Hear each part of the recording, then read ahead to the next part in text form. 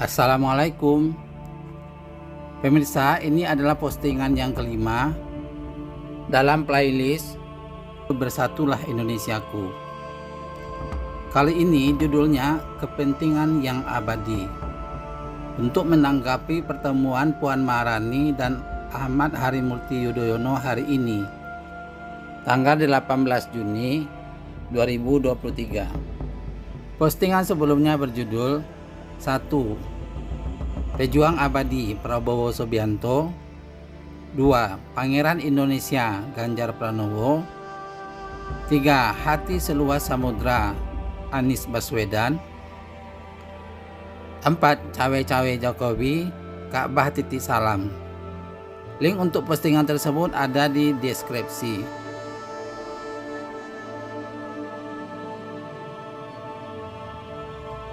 Kepentingan yang abadi.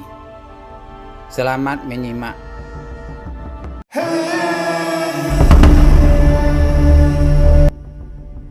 Pemirsa, sadarkah kita selama 20 tahun rakyat Indonesia secara tidak sengaja terpecah pada dua kubu, yaitu PDIP dan Demokrat.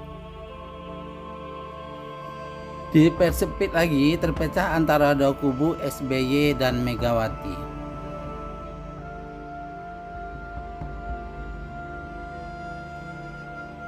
Cerita bermula tahun 2001. Ketika itu Megawati sebagai wakil presiden dilantik menjadi presiden setelah Presiden Abdurrahman Wahid diturunkan dari jabatannya. SBY Susilo Bambang Yudhoyono masuk kandidat calon wakil presiden Megawati. Namun SBY kalah dari Hamzah Has.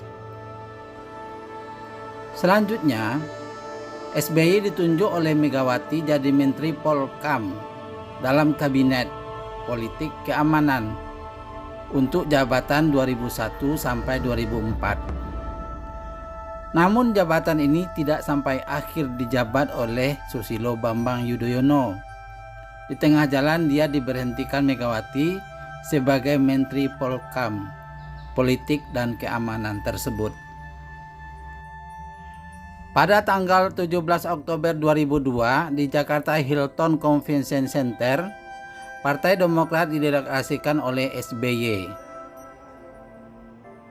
Kegagalan SBY menjadi wakil presidennya Megawati membuat dia justru berambisi untuk menjadi presiden. Maka Partai Demokrat itulah dideklarasikan. SBY maju sebagai calon presiden tahun 2004 berpasangan dengan Yusuf Kalla, melawan Megawati yang berpasangan dengan Hasyim Muzadi. SBY dan Yusuf Kalla sendiri adalah mantan menterinya Megawati 2001-2004. SBY menang atas Megawati dalam pemilihan umum tersebut. Megawati sebagai ketua Partai Demokrasi Indonesia Perjuangan mengambil posisi sebagai oposisi terhadap pemerintah. Sebagai oposisi, PDIP selalu mengkritik pemerintah, terutama atas kebijakan kenaikan BBM. Viral di media sosial bagaimana Puan Maharani menangis terseduh-seduh karena kebijakan naiknya BBM.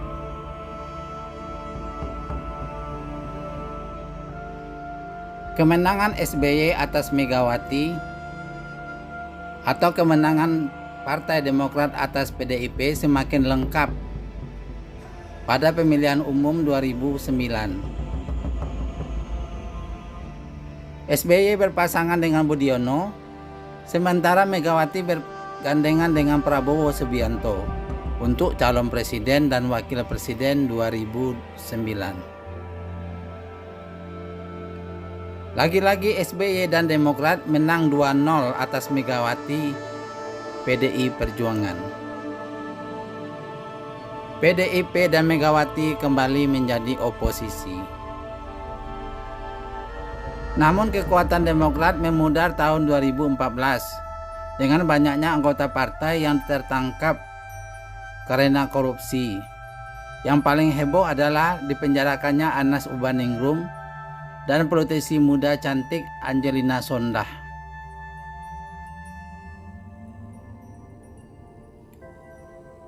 Dengan merosotnya Partai Demokrat, Pekersalah kutuk PDIP melawan Demokrat berubah menjadi PDIP melawan Gerindra. Gerindra tampil menjadi raksasa baru ketika Partai Demokrat memudar. Pada tahun 2014 itu,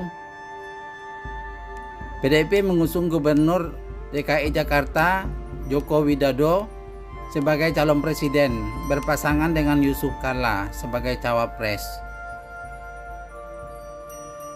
Demokrat kemudian merapat kepada koalisi yang dipimpin oleh Gerindra. Meskipun bukan pengusung, partai ini mendukung pasangan calon presiden Prabowo Subianto dan Hatta Rajasa. PDIP menang dan akhirnya mengambil alih kekuasaan dari Partai Demokrat.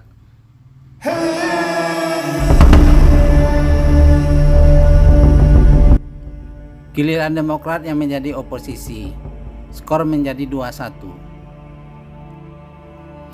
Dalam Pilpres 2019, Partai Demokrat mempertahankan posisinya mengusung capres-cawapres dari Partai Gerindra, yaitu Prabowo Subianto dan Sandiaga Uno yang waktu itu menjadi Wakil Gubernur DKI Jakarta. PDIP lagi-lagi memenangkan pemilihan ini dengan Jokowi sebagai presiden dan Ma'ruf Amin sebagai wakil presiden. Skor menjadi 2-2 dalam waktu 20 tahun untuk Partai Demokrat dan PDIP.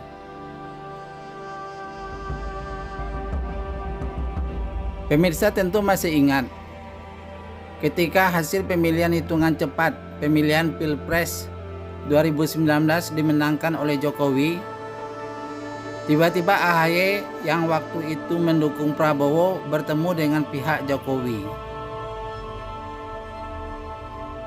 Hal ini membuat AHY dibully habis-habisan oleh netizen pendukung Prabowo.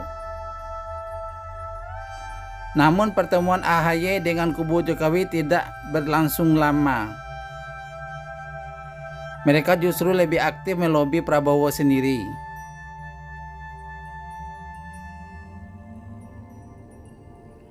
AHY hilang begitu saja ketika Prabowo terbujuk menjadi menterinya Jokowi. Dan Demokrat pun akhirnya menjadi oposisi. Sekarang untuk menghadapi pemilu 2024, PDIP kembali berhadapan dengan Partai Demokrat. Demokrat bergabung dengan PKS dan Nasdem mengusung Anies Baswedan, sementara PDIP sendirian mengusung Ganjar Pranowo. Kedua kubu belum menentukan calon wakil presiden. Inilah yang menjadi mainan partai saat ini.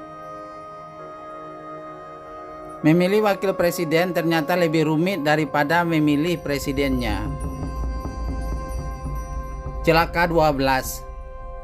Ternyata Puan Maharani memasukkan AHY sebagai kandidat wakil presiden dari PDIP mendampingi Ganjar. Hehehe, makin rumit kan pemirsa? Atau makin lucu? Mari kita berpositif thinking dulu ya. Rayu merayu, tawar menawar, jegal menjegal dilakukan partai politik untuk memenangkan pertarungan. Pertemuan Partai Demokrat dan PDIP terjadi Minggu 18 Juni 2023 hari ini.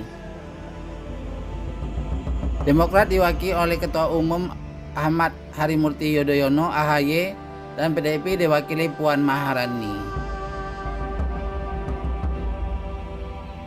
Dalam pertemuan itu mereka saling memuji, saling senyum, saling sayang. Enggak lah ya, salah. Mereka mengatakan sepakat untuk menjaga keamanan pemilu 2024. Namun ada buntutnya pemirsa, mereka akan ketemu lagi. Wow.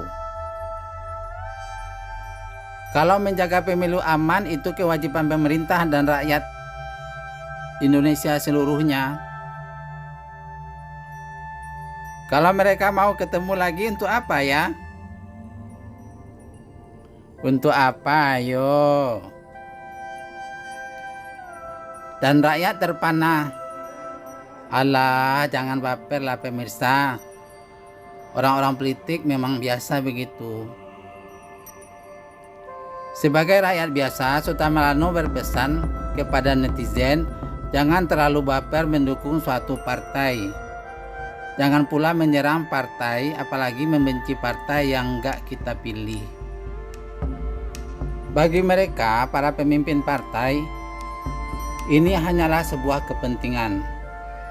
Kawan bisa jadi lawan, musuh bisa jadi teman, asal kepentingannya sama. Dalam dunia politik, tak ada teman yang abadi, juga tak ada lawan yang abadi. Yang ada adalah kepentingan yang abadi. Akankah Demokrat akan mengkhianati PKS dan Nasdem demi kursi calon wakil presiden? Mari kita berpikir positif terhadap pertemuan Puan dan AHY hari ini. Semakin seru aja ya Pilpres 2024. Semoga kita semua dilindungi oleh Allah. Semoga kita semua termasuk AHY dan Mbak Puan diberi kesehatan dan hidup yang berkah. Jaga persahabatan dan jangan cari pertentangan. Allah bersama kita. Tunggu postingan berikutnya ya pemirsa. Damailah Indonesiaku. Wabillahi taufiq wal hidayah. Assalamualaikum warahmatullahi wabarakatuh.